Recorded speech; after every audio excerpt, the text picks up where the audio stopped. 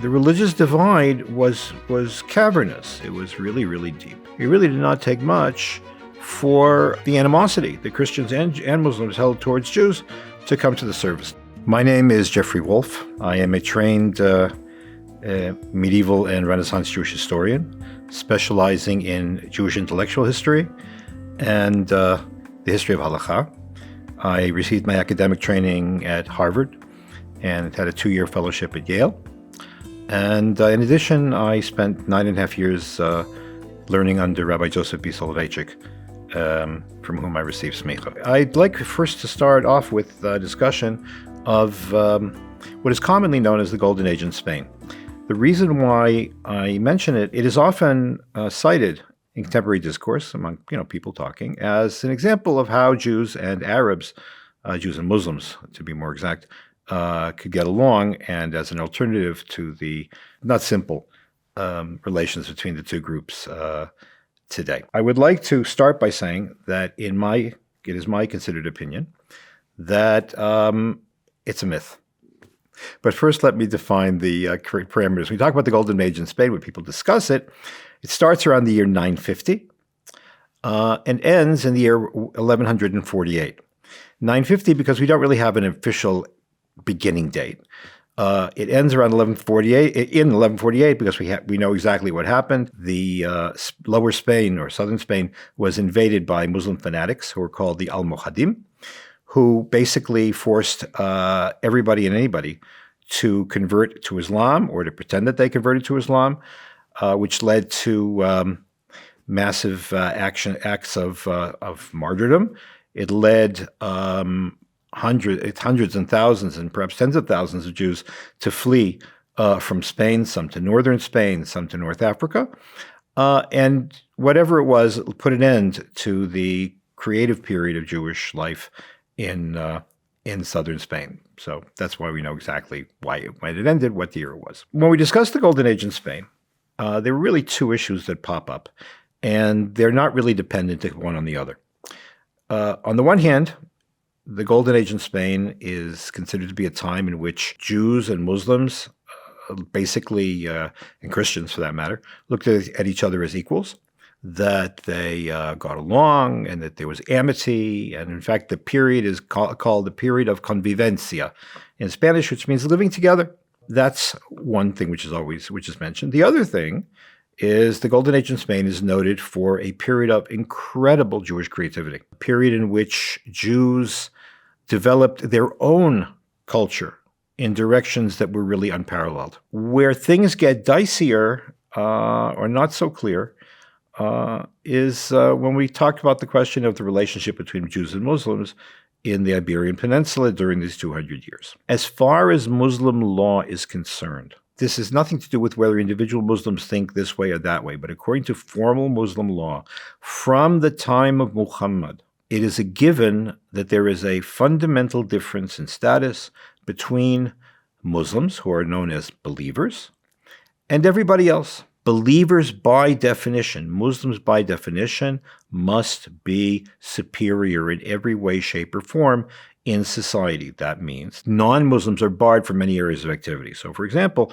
it is unseemly, in fact, it is a blasphemy, or would be a blasphemy, to have non-Muslims in positions of authority over Muslims, because Muslims have the truth and the non-Muslims don't. In fact, the very existence of non-Muslims in the Muslim world is not a given. Based on certain teachings of Muhammad from his time in Medina, they developed the idea of the al-kitab, of the dhimma, that if a person belongs to a religion which believes in one God, which advocates a belief in one God, and which maintains that it has a revelation, a book of revelation from that God, then such people are allowed to live. People who are pagans are given the choice of either converting to Islam or die.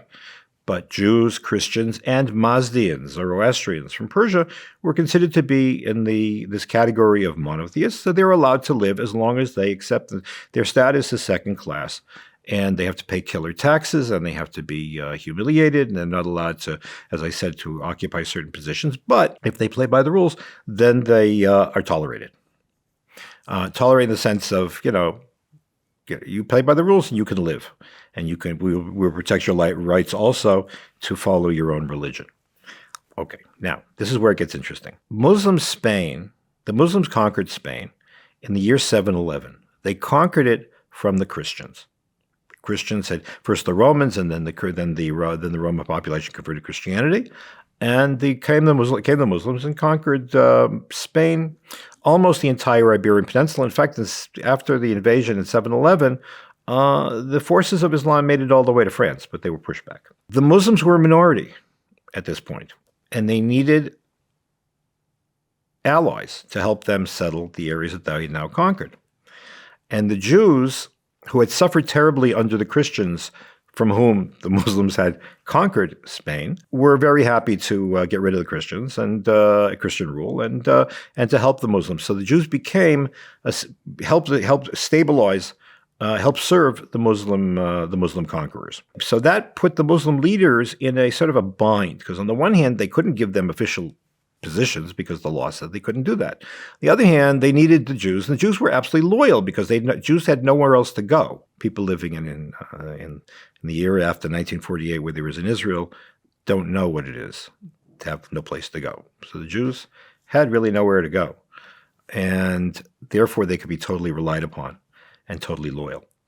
So out of this dilemma, there was created the institution of the Cordier, that certain very, very talented Jewish politicians, diplomats, and so on, were taken into the service of the Caliph, the ruler of all of Muslim Spain, and then later in around the year 1000, I'm sorry, a little bit afterwards, the beginning of the thousands, when Spain split into little kinglets, into little cities, so everybody had their own Jews.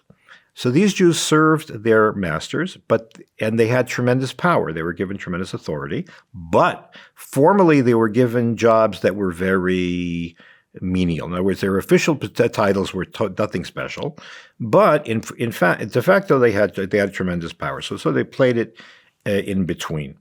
It's the fact that in one case, Shmuel HaNagid, who was not only who was a person who was typical of this era, he died in 1054. 1056, excuse me. He was the de facto prime minister of the city-state of Granada, which was a huge, powerful country. He not only was a Gadol b'Torah, a great Torah sage, he was also a poet, he was also a philosopher, he was also the head of the Jewish community, and he commanded the armies of the Muslims, which is something which is totally unheard of, based on what I just told you. But he managed to play it because he really wasn't officially the general, he was just unofficially the general. That's going to be important in a minute.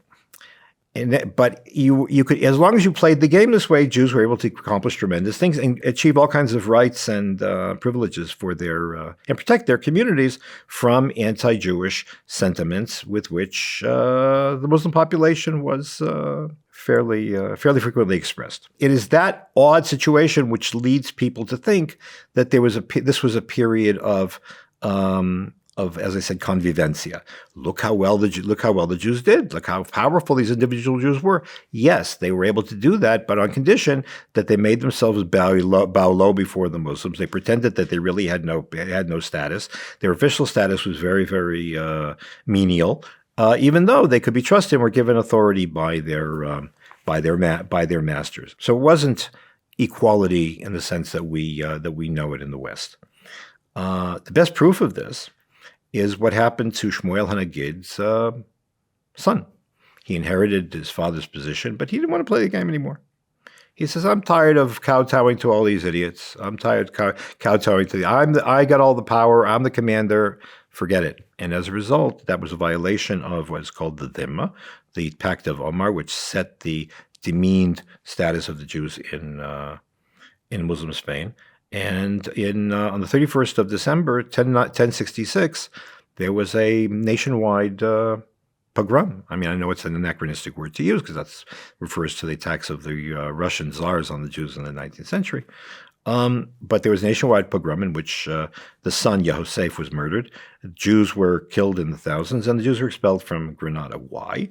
Because you weren't allowed it so blatantly to violate the limits of what Jews were allowed to do. Relationships between Jews and non-Jews are a sticky business throughout the Middle Ages. We have this, because we're very much affected by World War II, we have this sort of idea that everything goes on 24/7. If there's a persecution, it's 24/7. If it's good, it's 24/7. Life's not like that.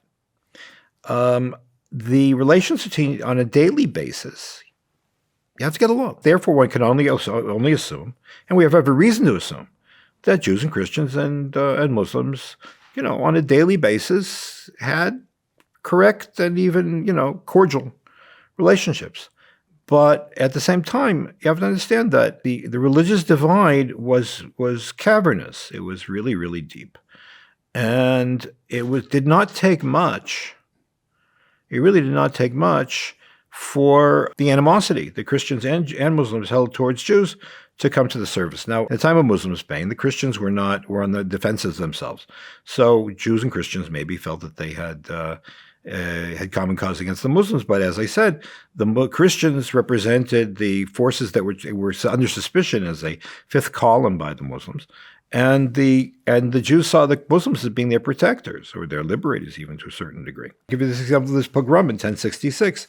We have no reason to think that that Jews and Muslims didn't get along on a daily basis. However, when the sense was that the Jews were getting uppity, that they were violating the terms of tolerance, that they were no longer satisfied with their second-class abused and diminished status, but they were acting as if they were equals to Muslims. So that people turned on a dime and carried out a huge pogrom. That really was once the Jews reached the limits of what they were deemed to be appropriate, the result was very bad. Look at you have a famous case of the Farud in 1941 under the instigation of the Nazi-oriented Iraqi government, and with the active involvement of the Mufti of Jerusalem, Hajj Amin al-Husseini, there was a huge anti-Jewish riot in Baghdad, and hundreds of Jews were murdered. And they were hanged from street lamps and so on. Iraqi Jews had been living in Iraq, in Babylonia, since before the destruction of the First Temple. Many of their memories were of having really nice relations with their Muslim neighbors. However, whatever the reason was behind the Farhud, I don't want to go into it right now, it turned on a dime. Look at the same thing is true of the recent horrors that Israel went through on Simchat Torah on October 7th. The people who the kibbutzim and the settlements that were located around what's called the Gaza envelope were on wonderful terms with the Gazans. They worked there, they visited each other, they helped each other. They were very deep and abiding friendships between them, and yet, when their religious fervor was worked up, the very same people turned on the Jews because, as far as they were concerned, the establishment of the State of Israel is a demonic, diabolic action which violates the will of Allah, and therefore they did what they did. So it's a mix. So in the day-to-day, you can have wonderful ongoing relationships, and yet the awareness of the fact that society is supposed to look a certain way, and the relationship between the groups is supposed to look a certain way, and that structure of society where the Muslims are on top, or in the Christian world the Christians are on top, is determined by God, as demanded by God, then a violation of that is a violation of God's will, and the rest is a foregone conclusion. I think that there are a few takeaways from this story. Number one, don't be anachronistic. It is really important not to read from our world and to try to evaluate other worlds. Let the people who lived in earlier times speak for themselves. That's number one. Number two, the relationships between groups, Jews and other faith communities, was predicated upon belief. We live in an age which is atheist, and therefore we assume people are basically atheists, or they'll act in secular motives, and that's not what happens in the Middle Ages. People work according to faith and belief, and in fact, everything that they go through, they will refract and understand through the prism of belief. So that's number two. Number three, Judaism interacts with other religions and with other cultures in a very nuanced, critical, and creative manner. How do I mean? I mean that it is true, it's inevitable that people live in an area and they're influenced by the outside world. However, Judaism never takes things from the outside world wholesale. If it has a need to do so, and it doesn't always have a need to do so, Jews will sometimes take inspiration from the outside world, adapt what the outside world has to offer to the inner needs of Judaism, rejecting things which are incompatible, and then recast them using Torah sources. Sort of, if you want, converting them, as it were. And that dynamic